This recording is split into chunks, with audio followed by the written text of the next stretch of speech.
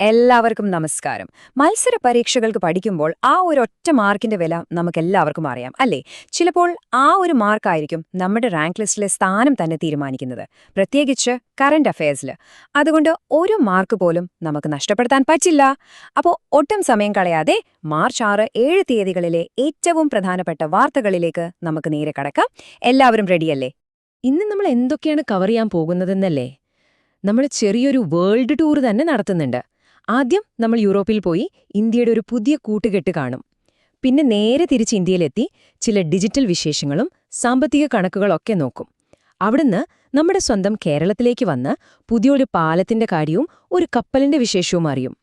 അവസാനം പഠിച്ചതൊന്നും മറന്നു പോയിട്ടില്ലെന്ന് ഉറപ്പിക്കാൻ ഒരു മിന്നൽ റിവിഷനും ഒരു ചെറിയ ക്വിസും ഉണ്ടാകും. അപ്പം നമുക്ക് തുടങ്ങിയാലോ? ശരി. അപ്പം നമ്മുടെ ആദ്യത്തെ സെക്ഷനിലേക്ക് കടക്കുകയാണ് അന്താരാഷ്ട്ര ബന്ധങ്ങൾ. നിങ്ങൾ PSC ചോദ്യപേപ്പറുകൾ ശ്രദ്ധിച്ചിട്ടുണ്ടാവും അല്ലേ? ഇന്ത്യ ഈയിടെ ഏത് രാജ്യവുമായാണ് ഈ കരാറിൽ ഒപ്പുവെച്ചത് എന്നൊക്കെയുള്ള ചോദ്യങ്ങൾ ഒരു സ്ഥിരം കാഴ്ചയാണ്. അത്തരത്തിൽ ഉറപ്പായും ഒരു മാർക്ക് കിട്ടാൻ സാധ്യതയുള്ള ഒരു പോയിന്റാണ് നമ്മളിപ്പോൾ പഠിക്കാൻ പോകുന്നത്. സോ ശ്രദ്ധിച്ചു കേൾക്കണേ. ഇതാണ് ഇന്നത്തെ ഏറ്റവും പ്രധാനപ്പെട്ട ഇന്റർനാഷണൽ ന്യൂസ്. ഇന്ത്യ ഒരു പുതിയ സ്ട്രാറ്റജിക് പാർട്ട്ണർഷിപ്പ് തുടങ്ങിയിരിക്കുകയാണ്. ആരുമായിട്ടാണെന്നറിയാമോ? പണ്ട് നോക്കിയ ഫോണുകളിലൂടെ നമ്മൾ അറിഞ്ഞ, ഇപ്പോ ലോകത്തിലെ ഏറ്റവും സന്തോഷമുള്ളവരുടെ നാടായ ഫിൻലൻഡുമായിട്ടാണ്. അപ്പോ എന്താണ് ഈ സ്ട്രാറ്റജിക് പാർട്ട്ണർഷിപ്പ്? ഇതൊരു സാധാരണ കൂട്ടുകെട്ടല്ല, കുറച്ചുകൂടി ആഴത്തിലുള്ള ഒരു ബന്ധമാണ്. അതായത് ടെക്നോളജി, സുരക്ഷ, ബിസിനസ്, ഇങ്ങനെ പല പ്രധാനപ്പെട്ട മേഖലകളിലും ഒരുമിച്ച് കൈകോർത്ത് മുന്നോട്ടു പോകാമെന്നുള്ളൊരു ഉറച്ച തീരുമാനമാണിത്. അപ്പോ പരീക്ഷയ്ക്ക് ചോദ്യം വരും, ഈയിടെ ഇന്ത്യ സ്ട്രാറ്റജിക് പങ്കാളിയായത് ഏത് രാജ്യവുമായാണ്? ഉത്തരം മറക്കരുത്, ഫിൻലൻഡ്. അപ്പോ ഇതെങ്ങനെയാ സംഭവിച്ചത്? വെറുതെ ഒരു സുപ്രഭാതത്തിൽ ഇന്ത്യ അങ്ങനൊരു തീരുമാനമെടുത്തതല്ല കേട്ടോ. അതിനൊരു കാരണമുണ്ട്. ഫിൻലൻഡിന്റെ പ്രസിഡന്റ് അലക്സാണ്ടർ സ്റ്റബ് ആ സമയത്ത് ഇന്ത്യയിലുണ്ടായിരുന്നു. എന്തിനാ വന്നതെന്നല്ലേ? ഇന്ത്യ എല്ലാ വർഷവും നടത്തുന്ന ഒരു വലിയ ആഗോള സമ്മേളനമാണ് റൈസിന ഡയലോഗ്. ലോക നേതാക്കളെല്ലാം വന്ന് ലോകകാര്യങ്ങൾ ചർച്ച ചെയ്യുന്ന ഒരു വേദി. അതിന്റെ 11ാമത്തെ എഡിഷനിലെ ചീഫ് ഗസ്റ്റായിരുന്നു അദ്ദേഹം. അപ്പോ ആ കണക്ഷൻ കിട്ടിയോ? റൈസിന ഡയലോഗ് എവിടെ നടന്നു? ന്യൂഡൽഹിയിൽ. ചീഫ് ഗസ്റ്റ് ആരായിരുന്നു? Finland president. അതിന്റെ ഫലമായി എന്ത് സംഭവിച്ചു? ഇന്ത്യയും ഫിൻലാൻഡും തമ്മിൽ ഒരു സ്ട്രാറ്റജിക് പാർട്ട്ണർഷിപ്പ് തുടങ്ങി. എങ്ങനൊരു കഥ പോലെ ഓർത്തുവെച്ചാ മതി. ഓക്കേ, അപ്പോൾ നമ്മൾ യൂറോപ്പിൽ ഫ്ലൈറ്റ് പിടിച്ച് നേരെ ഇന്ത്യയിൽ ലാൻഡ് ചെയ്തിട്ടുണ്ട്. ഇനി നമ്മുടെ രാജ്യത്തിനകത്ത് നടന്ന ചില പ്രധാനപ്പെട്ട കാര്യങ്ങൾ നോക്കാം. പരീക്ഷയ്ക്ക് ഉറപ്പായും ചോദിക്കാൻ സാധ്യതയുള്ള കുറച്ച് കിഴിലൻ പോയിന്റുകൾ ഈ ഭാഗത്തുണ്ട്. അതുകൊണ്ട് ശ്രദ്ധിച്ചിരിക്കണം. ഇതൊരു ചരിത്രപരമായ മാറ്റമാണ്. പണ്ടൊക്കെ നമ്മുടെ വീട്ടിൽ സെൻസസ് എടുക്കാൻ ഉദ്യോഗസ്ഥർ ഒരു വലിയ രജിസ്റ്ററുമായി വരുന്നത് ഓർമ്മയില്ലേ? ആ കാലമൊക്കെ ഇനി തീരാൻ പോവാണ്. 2027 നടക്കാൻ പോകുന്ന സെൻസസ് ഇന്ത്യയുടെ ആദ്യത്തെ സമ്പൂർണ്ണ ഡിജിറ്റൽ സെൻസസ് ആയിരിക്കും. അതായത് ഇനിയെല്ലാം മൊബൈൽ ആപ്പിലും ടാബ്ലറ്റിലുമായിരിക്കും. പേപ്പറില്ല, പേനയില്ല, ഫുൾ ഡിജിറ്റൽ. ഇതിന്റെ ഗുണം എന്താണെന്നാൽ വളരെ വേഗത്തിൽ വളരെ കൃത്യമായ ഡേറ്റ സർക്കാരിന് കിട്ടും. അപ്പോൾ പരീക്ഷയ്ക്കുള്ള ചോദ്യം ഇതാണ്: ഇന്ത്യയുടെ ആദ്യ സമ്പൂർണ്ണ ഡിജിറ്റൽ സെൻസസ് നടക്കുന്ന വർഷമേത്? ഉത്തരം 2027. ഇത്രയും വലിയൊരു ഡിജിറ്റൽ പരിപാടിക്ക് ഒരു മുഖം വേണ്ടേ? അതുകൊണ്ട് സർക്കാർ 2 ഭാഗ്യചിഹ്നങ്ങളെ, അതായത് മാസ്കോട്ട്സിനെ അവതരിപ്പിച്ചിട്ടുണ്ട്. പുരുഷ ഭാഗ്യചിഹ്നത്തിന്റെ പേര് വികാസ്, സ്ത്രീ ഭാഗ്യചിഹ്നത്തിന്റെ പേര് പ്രഗതി. ഇതോർക്കാൻ ബുദ്ധിമുട്ടുണ്ടോ? ഒരു സാധ്യതയുമില്ല. കാരണം ഓർക്കാൻ ഒരു സൂപ്പർ ട്രിക്ക് ഉണ്ട്. നമ്മുടെ രാജ്യത്തിന്റെ വികാസവും പ്രഗതിയും ഇനി ഡിജിറ്റൽ സെൻസസിലൂടെയാണ് മുന്നോട്ടു പോകുന്നതെന്ന് ഓർത്താൽ മതി. വികാസ, പ്രഗതി. സിമ്പിളല്ലേ? നമുക്കറിയാം, എല്ലാ വർഷവും മാർച്ച് 4 മുതൽ 10 വരെ നമ്മൾ ദേശീയ സുരക്ഷാ വാരമായി ആചരിക്കാറുണ്ട്. ഓരോ വർഷവും അതിനൊരു തീം അഥവാ പ്രമേയമുണ്ടാവും. 2026 തീം കണ്ടോ? ഒറ്റനോട്ടത്തിൽ കുറച്ചു വലുതാണെന്ന് തോന്നാം, പക്ഷെ ഓർക്കാൻ ഭയങ്കര എളുപ്പമാണ്. ഇതിലെ 3 പ്രധാന ഇംഗ്ലീഷ് വാക്കുകൾ ശ്രദ്ധിച്ചാൽ മതി: എൻഗേജ്, എഡ്യൂക്കേറ്റ്, എംപവർ. ഈ 3 ഈകൾ ഓർത്തുവെക്കുക. ജനങ്ങളെ സുരക്ഷാ കാര്യങ്ങളിൽ ഉൾപ്പെടുത്തുക, അവരെ പഠിപ്പിക്കുക, അവരെ ശാക്തീകരിക്കുക. അപ്പോൾ പരീക്ഷയ്ക്ക് ദേശീയ സുരക്ഷാ വാരത്തിന്റെ തീം ചോദിച്ചാൽ ഈ 3 ഈകൾ മനസ്സിലേക്ക് കൊണ്ടുവന്നാൽ മതി. അടുത്തത് ഒരു ഫസ്റ്റ് ഇൻ ഇന്ത്യ ചോദ്യമാണ്. പരീക്ഷകളിൽ ഇത്തരം ചോദ്യങ്ങൾക്ക് വലിയ ഡിമാൻഡാണ്. നമ്മൾ ലൈറ്റ് ഹൗസുകളൊക്കെ കണ്ടിട്ടുള്ളത് കടൽ തീരത്തല്ലേ? പക്ഷേ ഇതാ, ഇന്ത്യയിൽ ആദ്യമായി ഒരു നദിയുടെ തീരത്തും ലൈറ്റ് ഹൗസുകൾ വരുന്നു. എവിടെയാണെന്നോ? അസമിൽ. ഏത് നദിയിൽ? ബ്രഹ്മപുത്ര നദിയിൽ. ഇനി ഞാൻ പറയാൻ പോകുന്നതാണ് ഏറ്റവും പ്രധാനപ്പെട്ട പോയിന്റ്. ഇവിടെയാണ് ട്വിസ്റ്റ്.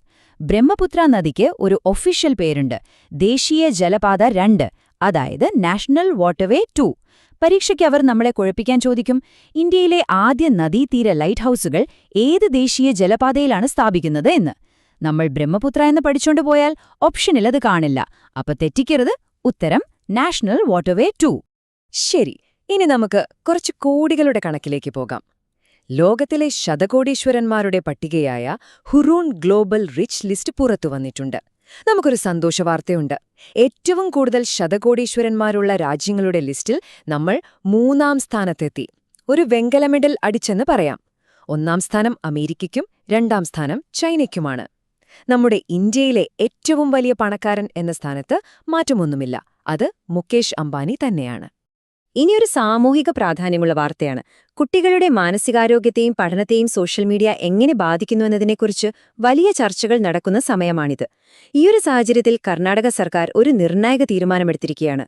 16 വയസ്സിന് താഴെയുള്ള കുട്ടികൾക്ക് സോഷ്യൽ മീഡിയ ഉപയോഗിക്കുന്നതിന് നിരോധനം ഏർപ്പെടുത്താൻ പോകുന്നു. അപ്പോൾ പരീക്ഷയ്ക്ക് ചോദിക്കാൻ സാധ്യതയുള്ള ഒരു ചോദ്യം ഇതാണ്: അടുത്തിടെ 16 വയസ്സിൽ താഴെയുള്ളവർക്ക് സോഷ്യൽ മീഡിയ നിരോധിച്ച സംസ്ഥാനമേത്? ഉത്തരം കർണാടക. ശരി, അപ്പോൾ ദേശീയ തലത്തിലുള്ള പ്രധാന വാർത്തകളൊക്കെ നമ്മൾ കവർ ചെയ്തു. ഇനി നേരെ നമ്മുടെ സ്വന്തം കേരളത്തിലേക്ക് വരാം. പ്രത്യേകിച്ച് കേരള PSC പരീക്ഷ എഴുതുന്നവർ ശ്രദ്ധിക്കുക, ഈ ഭാഗത്തുനിന്ന് നേരിട്ടുള്ള ചോദ്യങ്ങൾ വരാൻ നല്ല സാധ്യതയുണ്ട്. അതുകൊണ്ട് ചെവി കൂർപ്പിച്ച് കേട്ടോളൂ. അടുത്തിടെ നമ്മുടെ കൊച്ചി തുറമുഖത്തൊരു അപ്രതീക്ഷിത അതിഥി എത്തിയിരുന്നു. ഇറാനിൽ നിന്നുള്ള ഒരു നാവികസേനാ കപ്പൽ വഴിയിൽ വെച്ചെന്തോ സാങ്കേതിക തകരാർ സംഭവിച്ചപ്പോൾ അവർക്ക് യാത്ര തുടരാൻ പറ്റിയില്ല. അങ്ങനെ സഹായം അഭ്യർത്ഥിച്ച് കൊച്ചിയിലെത്തിയതാണ്. ഇന്ത്യ മാനുഷിക പരിഗണന നൽകി അവരെ സഹായിക്കുകയും ചെയ്തു. ഇത് അന്താരാഷ്ട്ര പ്രാധാന്യമുള്ള വാർത്തയാണ്. പക്ഷെ നടന്നത് നമ്മുടെ കൊച്ചിയിലാണ്. ഇതിൽ നിന്ന് പരീക്ഷയ്ക്കെന്തു ചോദിക്കും? ഒരു സംശയവും വേണ്ട, ആ കപ്പലിന്റെ പേരായിരിക്കും. ഓർത്തുവെച്ചോളൂ, പേര് ഐറിസ് 11. കേരളത്തിന്റെ വികസന ചരിത്രത്തിലെ ഒരു പുതിയ അധ്യായമാണത്. പെരുമ്പളം പാലം മാർച്ച് 7-ന് ഉദ്ഘാടനം ചെയ്തു. വർഷങ്ങളായി കരയുമായി ബന്ധമില്ലാതെ ബോട്ടുകളെ മാത്രം ആശ്രയിച്ച് ജീവിച്ചിരുന്ന പെരുമ്പളം ദ്വീപിലെ ജനങ്ങളുടെ വലിയൊരു സ്വപ്നമാണ് ഈ പാലത്തിലൂടെ യാഥാർത്ഥ്യമായത്. പരീക്ഷയുടെ പോയിന്റ് ഓഫ് വ്യൂവിൽ നോക്കുമ്പോൾ ഇവിടെ ഏറ്റവും പ്രധാനപ്പെട്ട ചോദ്യമിതാണ്: പെരുമ്പളം ദ്വീപും ഈ പുതിയ പാലവും ഏത് ജില്ലയിലാണ് സ്ഥിതി ചെയ്യുന്നത്? മറന്നുപോകരുത്, ഉത്തരം കായലുകളുടെ നാടായ ആലപ്പുഴയാണ്. അപ്പോ നമ്മൾ അന്താരാഷ്ട്ര, ദേശീയ, സംസ്ഥാന തലത്തിലുള്ള പ്രധാനപ്പെട്ട വാർത്തകളെല്ലാം പഠിച്ചു കഴിഞ്ഞു. പക്ഷെ പഠിച്ചാൽ മാത്രം പോരല്ലോ, അതൊക്കെ ഓർമ്മയിൽ നിൽക്കുന്നുണ്ടോന്നുകൂടി നമുക്കൊന്ന് പരിശോധിക്കണ്ടേ? നിങ്ങളുടെ തലച്ചോറിന് ചെറിയൊരു വ്യായാമം കൊടുക്കാൻ സമയമായി. ഒരു മിന്നൽ റിവിഷൻ അതിനുശേഷം ഒരു ക്വിസും. എല്ലാവരും റെഡിയല്ലേ? ഞാൻ വളരെ വേഗത്തിൽ ചോദ്യങ്ങൾ ചോദിക്കും. നിങ്ങൾ മനസ്സിൽ ഉത്തരം പറയണം. റെഡി?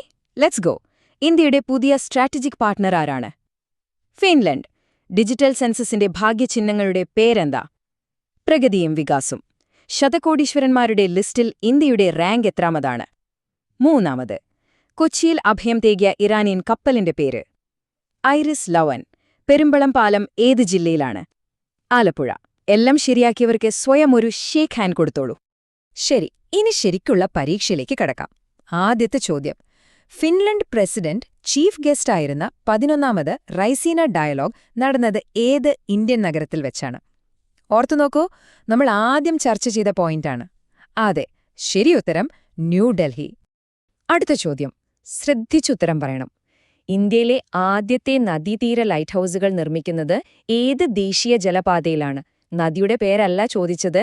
ഞാൻ പറഞ്ഞിരുന്നു ഇത് തെറ്റിക്കാൻ സാധ്യതയുണ്ടെന്ന്. കിട്ടിയ ഉത്തരം അതെ, ദേശീയ ജലപാത 2, അതായത് നമ്മുടെ ബ്രഹ്മപുത്ര നദി. 3-ാമത്തെ ചോദ്യം വളരെ സിമ്പിളാണ്. 16 വയസ്സിൽ താഴെയുള്ള കുട്ടികൾക്ക് സോഷ്യൽ മീഡിയയ്ക്ക് വിലക്ക് ഏർപ്പെടുത്താൻ തീരുമാനിച്ച സംസ്ഥാനം ഏതാണ്? ഇതെല്ലാവർക്കും കിട്ടിക്കാണും.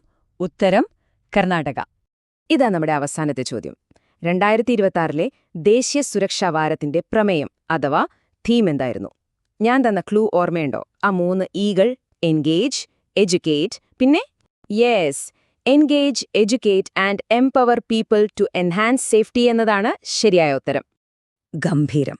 മാർച്ച് 6, 7 തീയതികളിലെ ഏറ്റവും പ്രധാനപ്പെട്ട കറന്റ് അഫയേഴ്സ് പോയിന്റുകളെല്ലാം ഇപ്പോൾ നിങ്ങളുടെ വിരൽത്തുമ്പിലുണ്ട്. ഇതുപോലെ ഓരോ ദിവസത്തെയും വാർത്തകൾ കൃത്യമായി ഫോളോ ചെയ്യുകയും റിവൈസ് ചെയ്യുകയും ചെയ്താൽ കറന്റ് അഫയേഴ്സ് എന്ന ഭാഗം നിങ്ങൾക്ക് ഏറ്റവും കൂടുതൽ മാർക്ക് സ്കോർ ചെയ്യാൻ പറ്റുന്ന ഒന്നായി മാറും. നിങ്ങളുടെ ലക്ഷ്യത്തിലേക്കുള്ള യാത്രയ്ക്ക് എല്ലാവിധ ആശംസകളും. അടുത്തൊരു വിശകലനവുമായി നമുക്ക് വീണ്ടും കാണാം. അതുവരെ നന്നായി പഠിക്കുക. All the best.